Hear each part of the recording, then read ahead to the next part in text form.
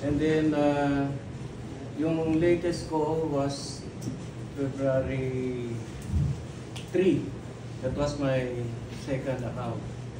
Now, meron akong pangatlong account a week ago. The problem is, from the time I started my business, puro price list na lang sir ang nakikita namin sa brochure, sa packages. We don't have the copies of our products. Meron po niyang ano. Kailan sir kami makapag-avail ng mga products so that we could show to our prospect at the time that they needed what products are best for our products. Yun lang sir ang concern dito. Meron tayong catalog eh. Wala pang kasama doon sa package. Pero yun yung inano namin sa marketing yung catalog. Dapat may catalog. Kasi pwede ko kayong bumili ng catalog, sir. Wala rin sir available. Hindi ba? Ano pa lang? Ano pa lang natin? Ay, yung pinapa-edit nyo? Oo. Yung pinapa-edit ng marketing. Ay, isasama nyo sa... Oo, kasama. At saka sir, yung instead kasi na brochure, always price list ang binibigay. What is price list for? Nabigyan na kami sa una. Those prices still nakatago lang. What about the second account and the third account? Especially wellness ang ating pre-opening. Hindi. Kukonvert na natin. Kasi dati kasi libre lang natin kayo, sir, yung dati. Thank you. Pero ngayon kasi dahil mag-wellness tayo, mas dadami yun. Mas dadami yung ano natin, yung mga brochures natin. Tsaka mga design. Sige. Ano pa? Babalik tayo kasi dun sa ano, sa bagsak. Ano tayo, tuturo tayo ng pag-approach pag ano agad eh. Sa presentation. Sa presentation. Kasi pero baka may question pa, anong bang questions?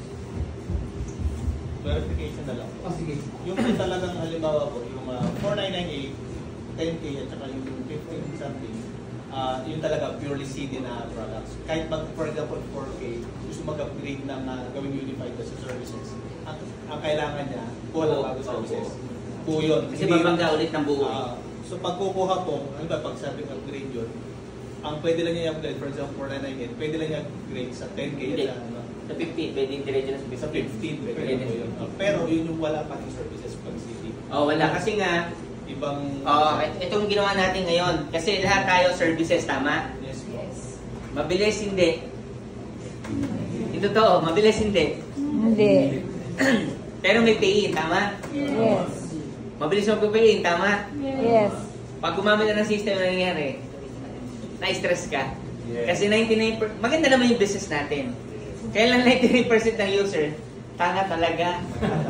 So hindi natin kasalanan, di ba? Tama? Ano gusto nyo? Kumita yung maman. Maman! Ulit, ano gusto nyo? Kumita yung maman. Maman! So kaya mag-shift tayo. Again, tuloy yung bentahan natin ng system. Tama? Nagpo-post na kayo niyan, tama? Yes. Kilala na kayo sa system, tama? Yes. Huwag niyong ititigil yun. Kaya lang hindi lahat ng client mo kaya agad yung system. That's the reason why, di ba sa crowd, majority doon minsan may mga bata. Ayaw naman ng system. Ano gusto? Yumaman. Tama? Kaya, papasokan natin ng ganito. Nako nyo? Magpa-product tayo. Again, doon sa mga paborito talaga yung system, walang pinagkaiba. Gusto ko lang maintindihan nyo na, halimbawa, pinapresent nyo, system pa din. Katulad kanina, system pa rin yung pinapresent natin, di ba? Yes. Okay yun, baliw yung tao. Grabe, maganda pala talaga yun. Eh, wala pa siyang pera na 8998. O kaya wala pa siyang pera na pang 220,000. Tama? Tama. Pwede mong banatan yun ng ganon.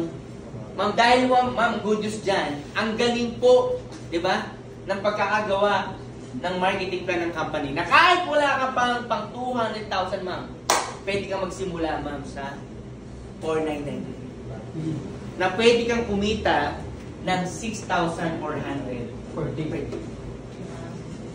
Nakuha nyo? Yes. Di ba, baliw na siya. Noong nakita yung 290, wala pa akong 219. Guys, sa 5,000 mo, na maintenance mo lang, after ilang linggo o isang buwan, may sarili ka na payment center.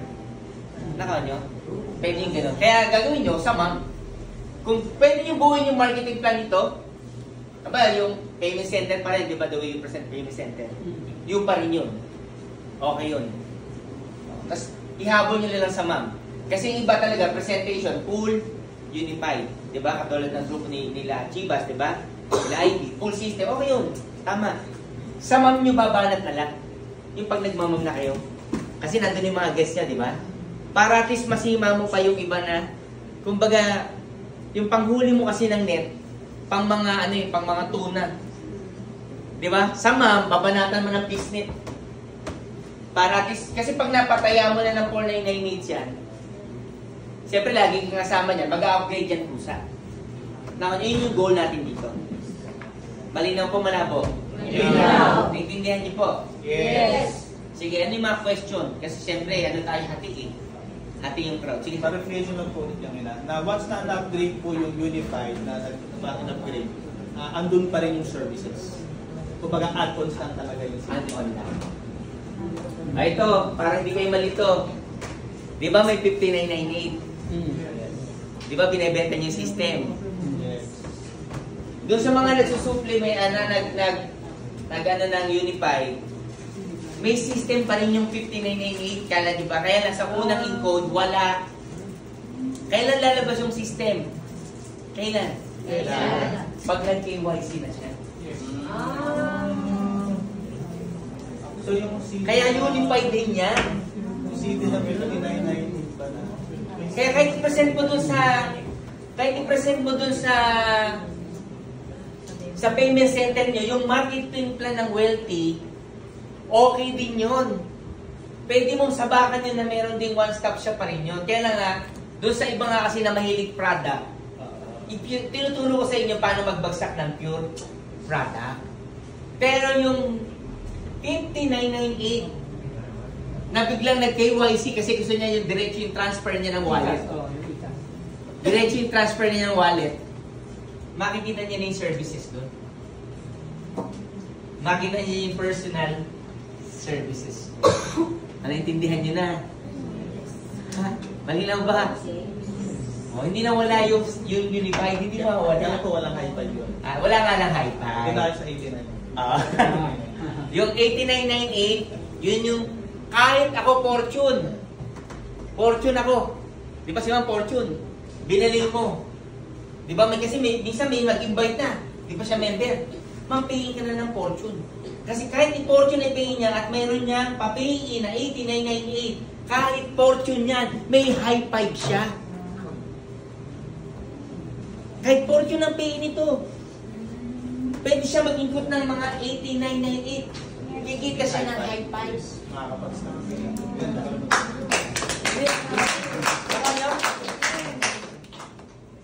Nag-guess na?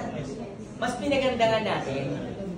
Kasi yung mga member natin, kahit kulang yung budget niya, na kahit Fortune ka, buray na